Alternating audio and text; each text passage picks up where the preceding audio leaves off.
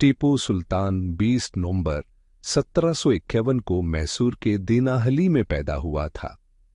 इसके वालिद हैदर अली मैसूर के हुक्मरान थे और अपनी हिम्मत और स्ट्रेटेजिक काबिलियत के साथ सल्तनत को मजबूत बनाने के लिए मशहूर थे। क्या आप जानते हैं कि बरसगीर में एक बहादुर हुक्मरान था जिसे मैसूर का शेर कहा जाता था? वो एक ऐसा आदमी था जिसने आजादी के लिए अपनी जान की कुर्बानी दी और कभी गुलामी का शिकार नहीं हुआ।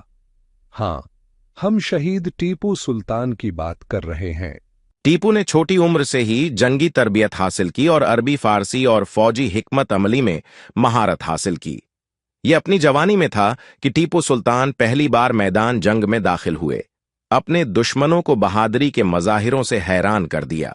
अंग्रेज साम्राज्यों को, जिन्होंने पूरे हिंदुस्तान पर गलबा हासिल करना चाहा, को टीपू सुल्तान में अपने सबसे बड़े चैलेंज का सामना करना पड़ा। इसने उनके खिलाफ 4 अहम जंगें लड़ें, जिन्हें एंग्लो मैसूर वार के नाम से जाना जाता है।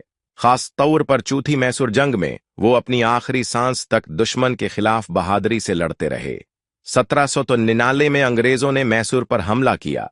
टीपू सुल्तान ने अपने लोगों और अपनी रियासत के दिफा में गैर मामूली जरात का मजाहिरा किया। जब हथियार डालने का मशूरा दिया गया तो टीपू ने मशहूर ऐलान किया कि शेर की एक दिन की जिंदगी गीदड़ की 100 साला जिंदगी से बेहतर है। बिलआखिर वो लड़ाई में शहीद हो गए। फिर भी उन्होंने बहादुरी और लचक का वो वर्षा छोड़ा जो अंग्रेजों से गूंज उठा और आज तक आलमी सतह पर याद किया जाता है। टीपू सुल्तान न सिर्फ एक नामूर सिपाही थे बल्कि एक अक्लमंद हुक्मरान भी थे। उसने जदीद हथियारों को तरक्की दी और मैसूर को एक मजबूत रियासत के तौर पर कायम किया। सबसे बढ़कर उसने आजादी का शौला जलाया। उसकी बहादुरी हमें सिखाती रहती है कि हथियार डालकर जीने से ज्यादा अपनी आजादी के लिए जान देना ज्यादा काबिल एहतराम है। मैसूर के शेर को सलाम, टीपू सुल्तान।